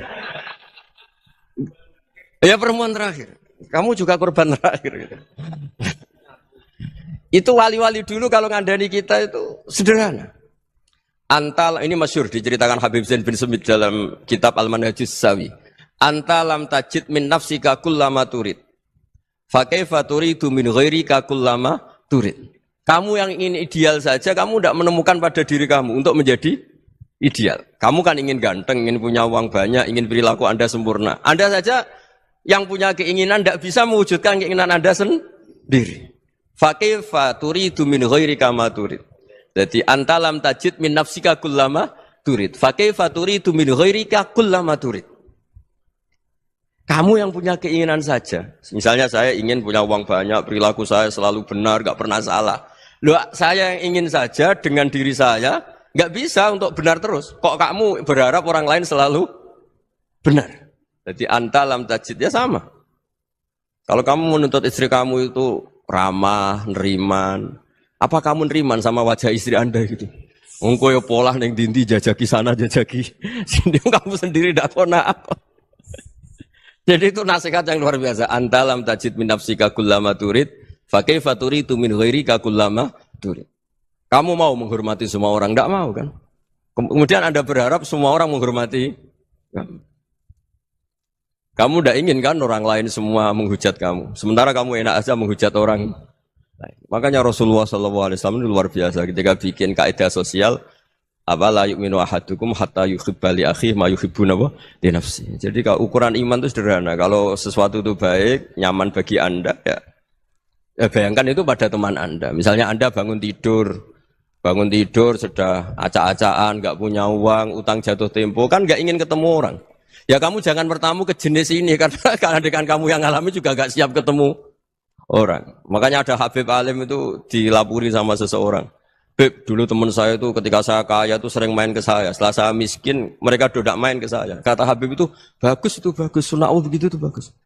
Coba kalau kamu dulu kaya, teman kamu main kan kamu gaya. Di rumah ada makanan, bisa hormat kamu. Setelah kamu miskin jadi buruh manol di pasar atau buruh bikin botol, teman kamu datang, malu enggak kamu? Mendingan gak datang itu. Akhirnya baru, oh ya alhamdulillah kalau gitu. Loh ya kan dulu teman kita datang, kita ada Alphard, istri cantik, rumah bagus. Lah kita miskin, buruhnya orang pas dibentak-bentak, teman kamu udah datang. Milih datang apa enggak kalau setelah kamu jatuh? Enggak kan? Jadi barokahnya ilmu itu terus. Ya, tapi kadang-kadang orang tuh, wah setelah saya miskin teman-teman enggak kasih ke sini. Ya kalau kamu sudah jatuh teman-teman kamu situ jadi tontonan. Ya mulai sekarang cara berpikir itu dirubah. Dulu yang namanya kiai itu kalau diundang orang itu ya agak-agak senang. Semenjak saya itu agak rubah. Mengundang kiai, ngatur kiai itu tak haram-haramkan ya ada lumayan lah sekarang itu sudah mulai agak beretika. Dulu itu ngundang tuh tanggalnya ditentukan, jamnya ditentukan. Enggak mikir apa kiai saat itu nganggur, enggak. Punya wadifah, enggak. Dia milih tanggal yang dia nganggur, enggak mikir masa itu kiainya nganggur apa. Enggak. Ya saya hanya cerita aja, kamu tersinggung ya monggo, boten ya monggo itu kan. Jadi saya mohonlah supaya tadi saya juga matur ke Habib Ahmad. Jadi untuk orang merasa ikut sunnah Rasul itu gampang sekali kata Sayyid Muhammad. Dulu Nabi berpakaian ala daerahnya. Kalau mikot ya pakai mikotu baladi. Karena Nabi orang Madinah dan beliau berdomisili di Madinah ya misalnya mikotnya dari Bir Ali misalnya. Tapi kalau Anda orang kawasan Tanim mau umrah ya dari Tanim. Misalnya kawasan Jirona ya dari Jirona. Artinya apa? Kamu ngambil mikot karena Nabi mikot misalnya dari Bir Ali.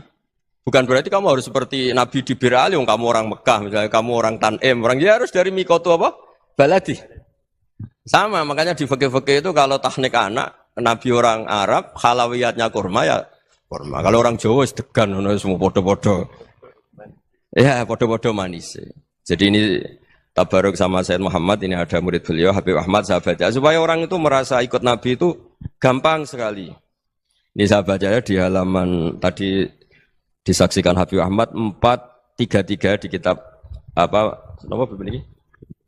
Manhajus Salaf fi Fahmin Nusus. Itu kata Sayyid Muhammad, wa kanat sunnatu Rasulillah annahu yat'amu ma yajiduhu fi ardi wa yalbasu ma yajidu wa yarkabu ma yajidu mimma abahu wa ta'ala. Faman istamala ma yajidu fi ardi fa huwa al-muttabi' lis-sunnah. Kama annahu hajjal baita min madinati. Faman hajjal baita min madinati nafsihi fa huwa al-muttabi' lis-sunnah. Wa illam takun hadhil madinatu tilka. Jadi intinya misalnya Nabi dulu itu ngasih sedekah kepada fakir miskin ya pakai dinar, dirham. Ya kalau orang misalnya sedekah pakai rupiah ya sudah ikut sunnah Nabi. Jangan, lu Nabi pakai dinar loh, kamu kok pakai rupiah. Dulu dinarnya Nabi udah ada tulisannya Bank Indonesia, kamu ada tulisannya Bank. Ya tidak ada seperti itu. Ya jadi misalnya Nabi sedekah pakai tamar atau pakai al-aqid, ya kita pakai beras, pakai apa. Supaya orang tuh bahwa Rasulullah itu milik kafatal linnas, milik semuanya. Sehingga merasa ikut sunnah Nabi itu ya semuanya. Makanya dulu Mbah Mun kalau motivasi saya supaya bombong, kalau orang Jawa bilang bombong.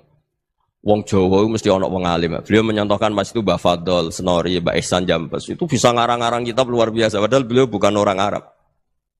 Imam Sibawa itu orang Persia. Imam Ghazali orang Tus itu juga ikut Persia. Kata Imam Mun, wong sing ora Arab lah mesti untuk jatah alim kata beliau. Karena Nabi itu diutus ke fatal linnas. Nah ini kalau orang yang alim itu Arab tok, berarti tidak ada perwakilan dari Afrika, dari Asia Tenggara, dari mana-mana. Makanya karena Nabi statusnya itu kafatal linnas. Jadi kita harus bangga sebagai Muslim, sebagai orang Indonesia karena misalnya Wali Kutub dulu terkenalnya hanya ada di Yaman, di mana. Ternyata pernah ada juga di Indonesia dan seperti Habib Abu Bakar Segaf Gresik. Jadi ya artinya kan tetap orang Indonesia meskipun beliau dzurriyyah Rasul kan ya sudah orang apa? Orang Indonesia. Dzurriyyahnya Habib Ali Simtuduror sekarang di Solo. Jadi Indonesia juga dapat alawin banyak dari Sadatin al-Alawin juga banyak. Jadi saya mohon barokahnya ngaji seperti ini melihat orang lain tuh gampang. Bayangkan tuh kalau anak kamu. Makanya Nabi nanti kalau nggak percaya lihat di Hikam nomor 15 di kitab saya itu. Di situ dijelaskan oleh Hikam, jangan-jangan semangat Anda pada orang yang maksiat, pada orang yang keliru supaya dihukum itu karena kebetulan itu udah anak Anda, itu udah keluarga Anda. Coba kalau itu keluarga. Makanya kalau saya guyonan di Jogja itu ada pembantu mecahkan piring terus dimarahi majikannya. Saya mesti guyon gitu. Pasti itu pembantunya tidak cantik. Kok bisa Gus? Andai kan cantik dan kamu senang mecahno piring satu, piring 1000 ora iso ngamuk kowe. Ternyata ngamuknya itu karena mecahkan piring apa karena plus tidak cantik? Coba jawab para lelaki ini. Kamu marah sama orang maksiat tuh karena maksiat karena plus itu udah anak Anda.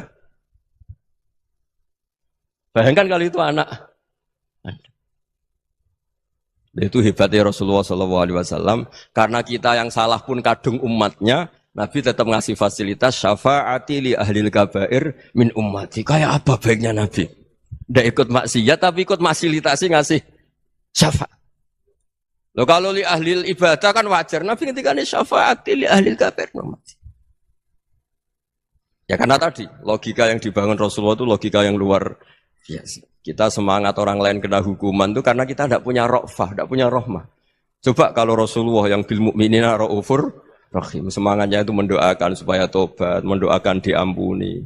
Dan itu juga yang diperintahkan oleh Allah Subhanahu wa taala, wastaghfir li dzambika walil mu'minina wal mu'minat. Ya semoga barokahnya ngaji ini, barokahnya Habib Ahmad, barokahnya Maulid Simtud Duror, barokahnya semua kitab madaih Tibak Berjanji semuanya, barokahnya Ikhya, barokahnya Said Muhammad, barokahnya guru kita semua, Mbah Maimun, bapak saya. Kita ini ngikuti manhaj, ya, ngikuti apa? Manhaj.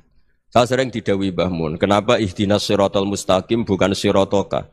Bukan jalan engkau ya Allah. Karena Allah itu enggak bisa kamu tiru. Allah itu tidak tidur, tidak makan, tidak kesel, tidak capek. Yang bisa ditiru itu siratal ladzina an'amta alaihim. Yang bisa ditiru manusia ya niru manusia. Karena Allah itu tidak bisa ditiru, makanya ihdinas siratal mustaqim siratal ladzina. Dan niru siapa? Niru guru-guru kita.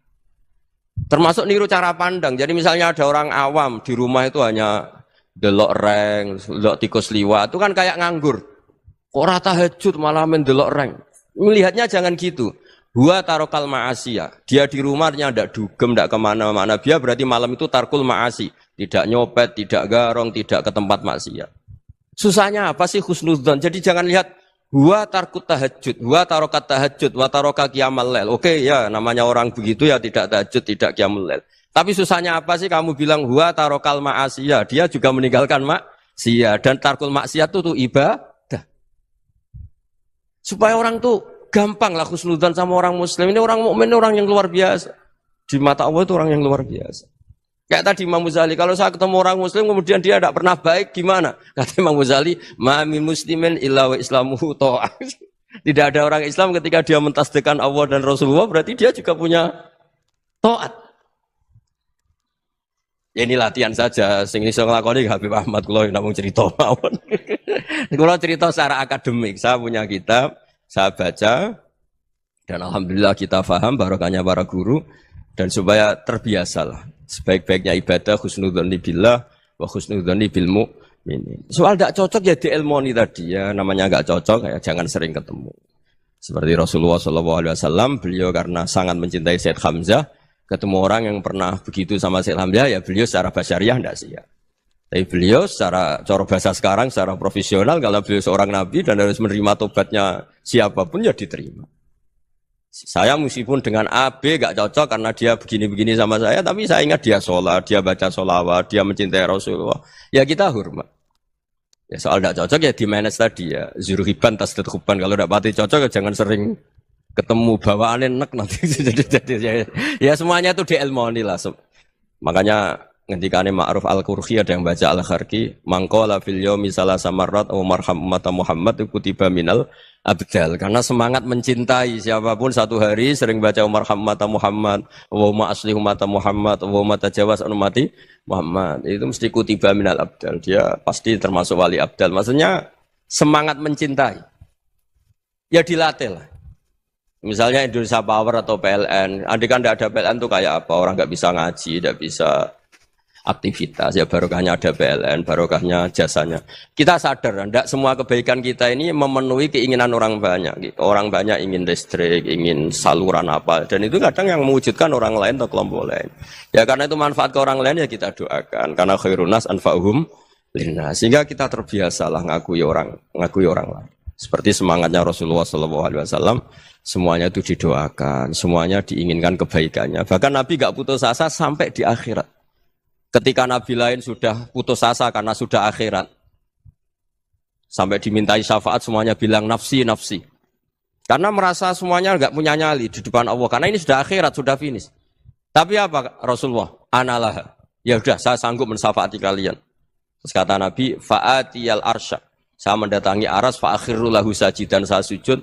Wa ahmaduhu bima hamida allamani rabbi. Kemudian saya tetap muji Allah. dengan pujian yang terus menerus. Padahal sudah di akhirat sudah finish. Nabi dimintai syafaat masih sanggup. Karena Nabi tahu akhirat tidak bisa mendikte Allah. Tidak bisa Allah terus bilang, ya Allah ini akhirat loh. Engkau sudah tidak boleh mensyafaat. Tidak bisa. Allah tidak bisa diganggu akhirat. Allah tidak boleh dibatalkan rahmannya oleh akhirat. Allah tetap rahman rahim abadal abad. Dan Nabi tahu itu.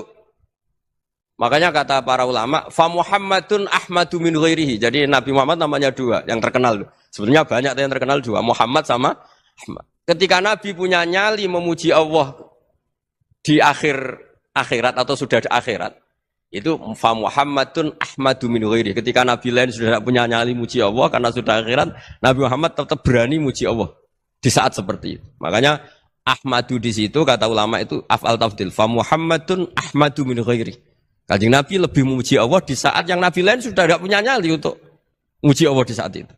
Makanya kata Nabi fa akhirul lahu sajidan wa ahmadhu bimahamida allamaniha rabbi. Akhirnya setelah lama gitu terus Allah ngendikan ya Muhammad irfa' ra'sak wasal tu'tah wasfa' tusyaffa. Sudah Muhammad angkat kepala kamu minta apa saat rutin dan kalau kamu ingin mensyafaati umatmu saya beri hak apa? Syafaat. Nah, semoga semangat itu juga menjadikan kita munajat bahwa rahmat Allah tidak terbatas, harapan juga tidak terbatas. Mungkin yang sedang nakal ya kita katakan sedang. Jangan terus kamu pastikan, wah ini mesti su'ul khotimah, mesti tidak orang baik. Tidak, agama ini liman kana yarju wal yaumal akhir, selalu bagi yang punya harapan. Ya, mugi-mugi dapat barokah semua. Mantu dengan kata wassalamualaikum warahmatullahi wabarakatuh.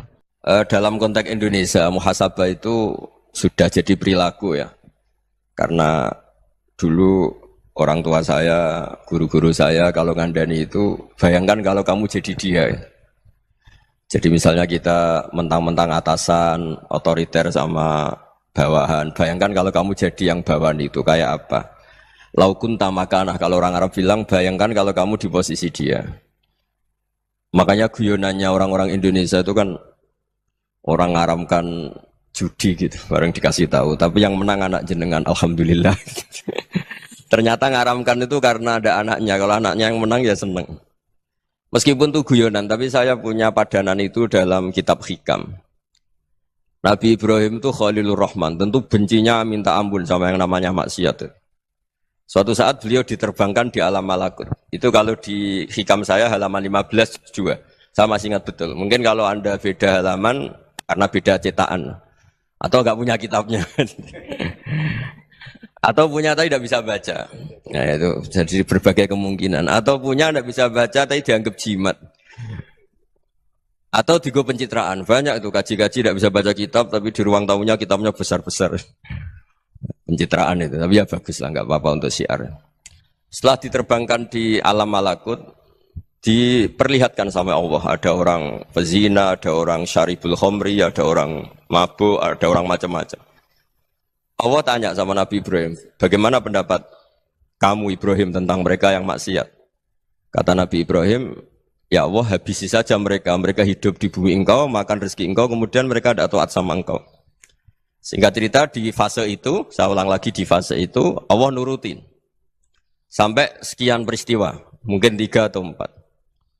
Sudah, setelah sekian tahun Nabi Ibrahim lupa peristiwa itu, kemudian beliau diminta menyembelih anaknya. Ini versi kitab Hikam.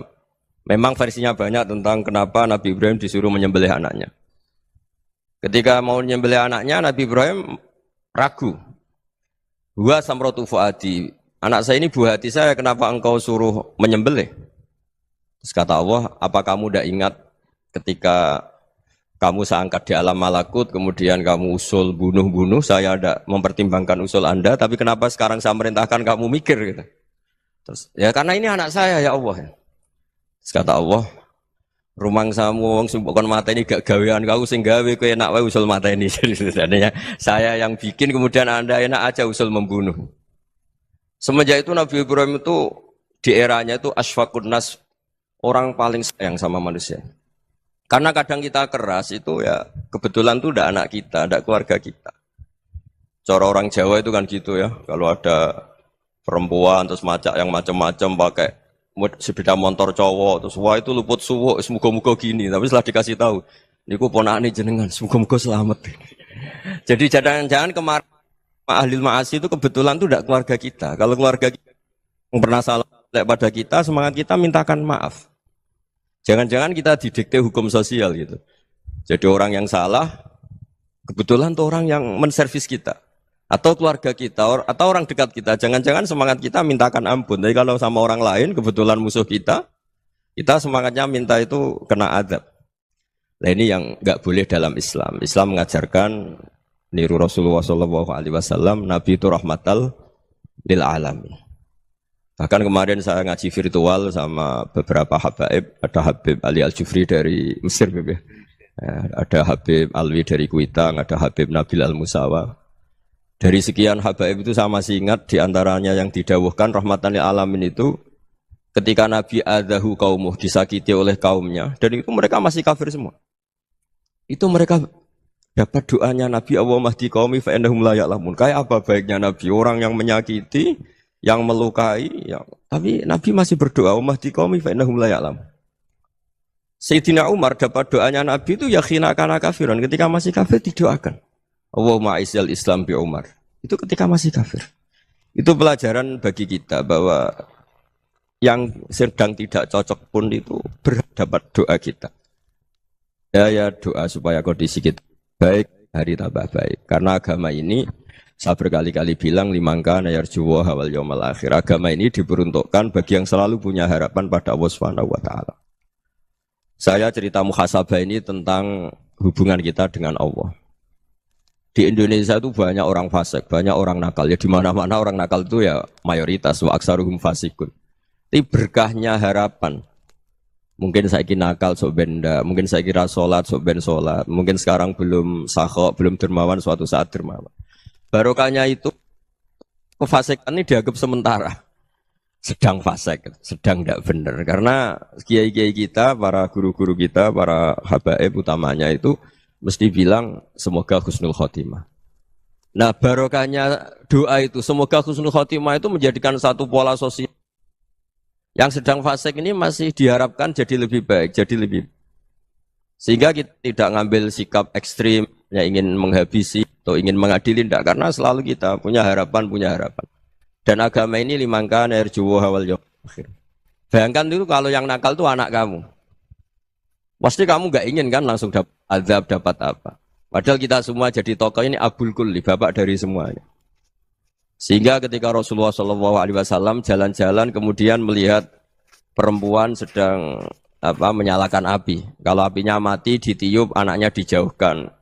Nanti kalau sudah jauh dari api, anaknya digendong lagi.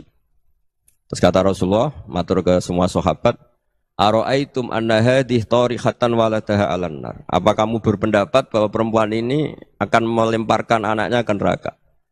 Tidak ya Rasulullah. Tidak akan seorang ibu melemparkan anaknya ke api. Terus kata Rasulullah, Allahu arhamu min hadih biwaladiha. Allah lebih rahman, lebih rahim dibanding orang tua ini kepada anaknya. Ini yang harus kita kenalkan terus, kita kampanyakan terus. Supaya orang hubungannya dengan Allah itu nyaman, asik. Sehingga dengan demikian selalu ada harapan bahwa yang sedang nakal ini suatu saat tobat. Kita tidak boleh menghukumi pasti begini, pasti gini. Itu tidak wilayah kita. Itu juga yang dicontohkan Rasulullah SAW. Secara lahir Nabi itu nggak berkenan sama Wahsy, karena Wahsy itu salahnya salah fatal karena membunuh ahabban nasi ila Rasulillah, yaitu membunuh Sayyid Hamzah. Jadi ketika Wahsy tobat, Nabi itu nerima tobatnya. Dan ketika beliau dengan basariyahnya nggak siap ketemu Wahsy karena harus ingat Sayyid Hamzah, basariyahnya diturutin. Oke, kamu iman, saya turutin, tapi jangan sering ketemu saya. Karena kalau ketemu kamu, saya masih ingat sama paman saya, Sayyid Hamzah. Kita bisa ngelola seperti itu. Kita tidak cocok sama orang, bagaimanapun mereka umat Rasulullah SAW, kita tetap mencintai mereka. Misalnya kalau beda agama, mereka sama-sama orang Indonesia, kita mencintai mereka atas nama warga Indonesia. Tapi kalau misalnya potongannya ura cocok, beda kultur, bawaannya itu mangkel no coro Jawa, ya bisa diilmoni, jangan ketemu. Wong sudah tidak cocok, ingin ketemu nyari solusi. Roh ini tok seneng itu kan ya repot itu. Ya sudah kalau nggak pati cocok ya jangan sering ketemu. Dan itu kita bisa memanage seperti itu tuh bisa. Saya berkali-kali cerita tentang Imam Syafi'i. Kalau dikasih tahu ya Imam Aba Abdillah, panggilannya Imam Syafi'i, tetangga Anda ini ternyata banyak yang nggak senang Anda. Jawabnya beliau senang. Ya bagus kalau nggak senang saya, ndak utang saya katanya. Jadi gara-gara sampean seneng aku ngatur aku ini kan. Nah, mungkin sampean rasa seneng kan ya enak. Jadi hidup itu dianggap happy. Kalau seneng ya teman silaturahim, kalau nggak seneng ya nggak bakal utang gitu. Baru kayak rasa seneng itu nggak ganggu. Gitu. Jadi dulu itu orang bisa ngelola seneng nggak seneng itu bisa. Karena ada kearifan hubungan dengan Allah Subhanahu wa Ta'ala. Hidupnya selesai karena masyghul bi dzikrillah. Mereka sibuk dengan Allah. Makanya kata ulama-ulama tasawuf, kamu jangan melihat manusia perilakunya, tapi kamu juga harus ingat yang gerakkan semua itu Allah Subhanahu wa Ta'ala. Dengan demikian kita farah, kita senang. Makanya Nabi kalau ngutus Anas bin Malik kemudian enggak kesampaian yang diinginkan karena Anas main, ketika garwa-garwani Nabi agak tersinggung, Nabi andaikan Allah menghendaki yang saya inginkan kesampaian, pasti itu kesampaian. Jadi dianggap kegagalan Anas enggak manggil yang dituju Nabi itu ya kersane Allah ya enteng saja. Sayyidina Ali lebih parah lagi yang dialamin. Itu dalam beliau kalau dipanggil itu enggak cepat-cepat ke sana. Ketika ditanya, "Kenapa kamu tak panggil enggak cepat ke saya?" "Amin tu ukubatak." Karena aku tahu engkau orang baik. Orang baik itu pemaaf. Jadi makanya orang-orang soleh dulu itu bodoni itu. Makanya sekarang kalau ada orang bodoni itu mesti bidik orang soleh. Kalau orang-orang soleh itu kakean husnudzon lagi sering dibodonin. Abdullah bin Umar itu masyhur itu. Kalau ada budaknya sering sholat, sergap sholat itu dimerdekakan. Akhirnya enggak sholat pun pura-pura sholat. Akhirnya juga dimerdekakan. Ketika ditanya, kenapa engkau merdekakan? Padahal mereka sholatnya menipu engkau, kata pembisik-pembisik itu. Man khoda'ana lillah in khoda'na lah. Dia nipu atas nama Allah, berarti saat tertipu juga atas nama Allah. Enggak masalah dong, semuanya demi Allah Subhanahu wa Ta'ala. Mensifati Allah Ta'ala itu ghafir. Allah pemaaf. Jangan kamu enggak fair untuk diri kamu nyifati Allah ghafir, pada orang lain Allah kamu sifati syadidul iqab. Jadi Allah kamu atur, kayak MC tadi ngatur saya. Jadi Allah itu apa? Kalau pada saya ghafir, kalau pada musuh saya syadidul iqab. Itu enggak fair. Kalau Anda punya harapan kepada Allah karena Allah Rahman Rahim, Allah ghafir, sebenarnya Allah pada musuh kita ya bisa saja Allah ghafir, bisa saja Allah Rahman Rahim. Sehingga kita melihat orang lain yang kita tidak cocok itu ya enteng saja. Itu min ummati Rasulillah sing tanaluhu syafa'atuh, tanaluhu sa'atu rahmati, tanaluhu fair. Jangan dengan kita kayak mesti dapat rahmat, jangan orang lain kayak Allah pasti syadidul iqab. Itu tidak boleh. Sehingga ketika ada orang Badui, singkat cerita orang Badui ini kencing di masjid, semua sahabat membentak dia. Yang enggak bentak hanya Nabi tok. Saking mangkalnya orang ini karena semua sahabat bentak kecuali Nabi. Setelah dibenarin Nabi, terus Nabi nyuruh sabbu ali dhanuban min ma'in. Setelah disucikan masjid itu, dia berdoa keras sekali. Allahumma arhamni wa Muhammadan wa la tarham ma'ana ahadan. Ya Allah, yang berhak dapat rahmatmu hanya saya dan Nabi Muhammad, yang lainnya jangan. Karena yang lainnya tuh jengkelin, gitu aja saya salah dimarah-marahin gitu. Jadi kalau kamu doa terbatas ya kayak orang Bedui ini, kayak orang Arabi. Apa kata Nabi? Laqad tahajjarta wasi'an. Allah yang rahmatnya luas menjadi kamu sempitkan. Karena kamu mau atur Allah hanya Rahman pada Indonesian Power, pada NU, pada kita yang orang lain nggak perlu dapat. Itu kan kasihan Islam karena Islam terus nggak dimiliki semua orang. Allah nggak dimiliki semua orang, Rasulullah nggak dimiliki semua orang karena di NU, di ormas tertentu, di nggak boleh seperti itu. Nggak boleh takhasyar tawasian kata Nabi, nggak boleh mempersempit zat yang rahmatnya itu luas. Ini semoga etika ini kita pakai di Indonesia. Yang sedang fase kita harapkan lebih baik. Yang sedang nggak dapat hidayah kita doakan dapat apa? Hidayah. Masyhur kan, makanya tadi saya mohon sama Habib Ali supaya Habib Ahmad supaya tetap mahalul qiyam, tabaruk sama Habib Ali di antara doa-doa di Simtuduror masyhur itu antuqabilal mudhniba minnah bil ghufran wal musi'a bil ihsan. Jadi harapannya para habaib, para orang-orang baik dulu ya semoga yang dosa itu dimaafkan, yang sedang salah dibuka, bikin lebih baik. Nabi itu tugasnya juga gitu. Wastaghfir li dzambika walil mu'minina wal mu'minat. Nabi itu tugasnya juga memintakan ampun yang sedang salah.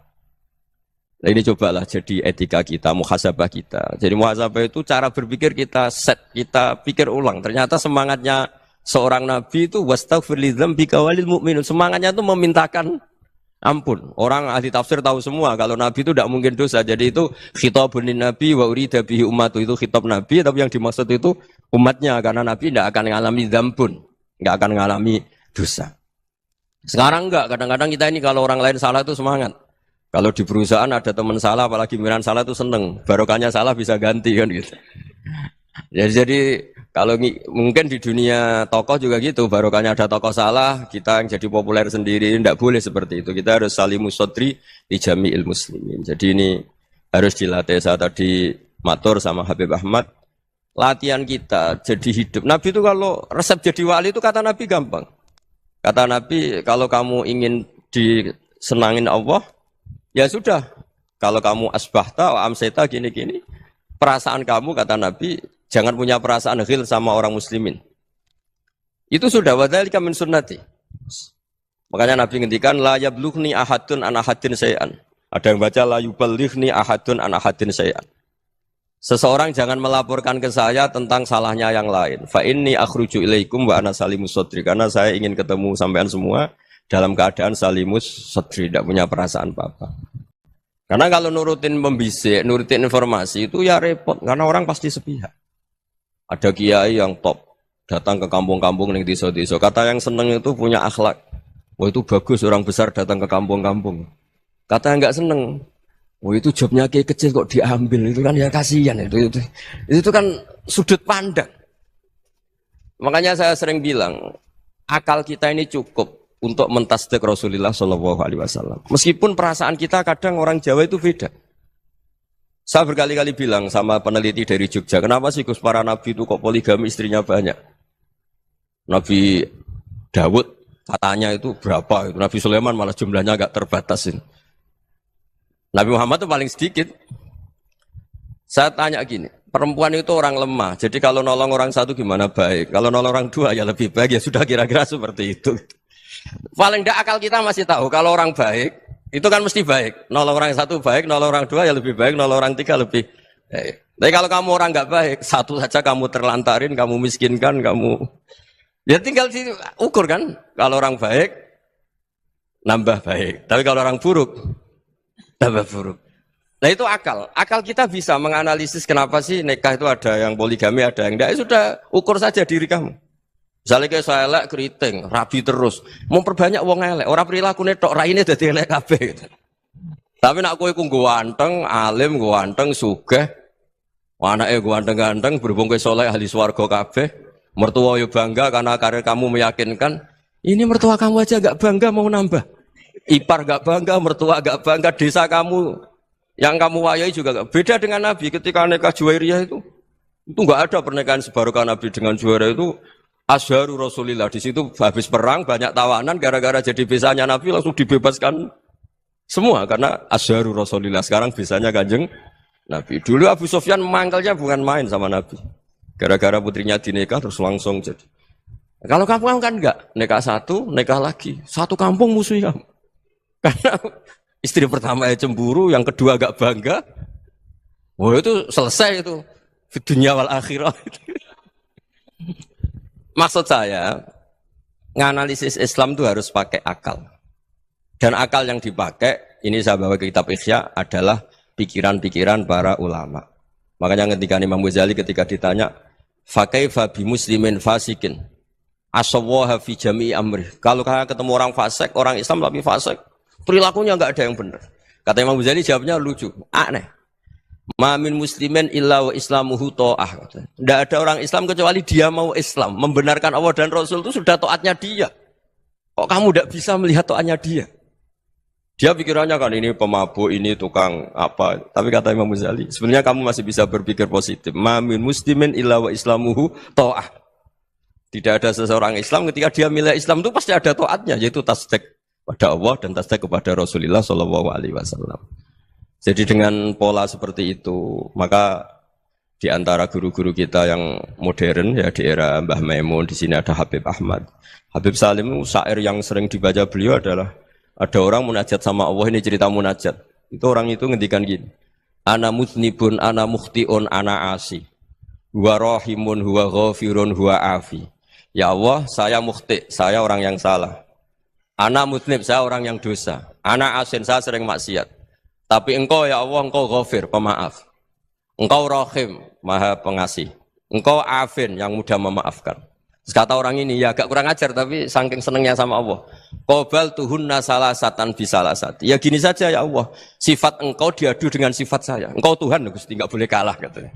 Terus wasatahliban ausofu ausofi dan engkau pasti pemenangnya gitu. Jadi ada orang rayu Allah dengan cara seperti itu ya ada ya. Saya ini manusia, salah saya banyak. Engkau ampunannya banyak. Engkau Tuhan Gusti, enggak boleh ampunan Anda, ampunan engkau kalah dengan salah saya. Enggak boleh Tuhan kok kalah.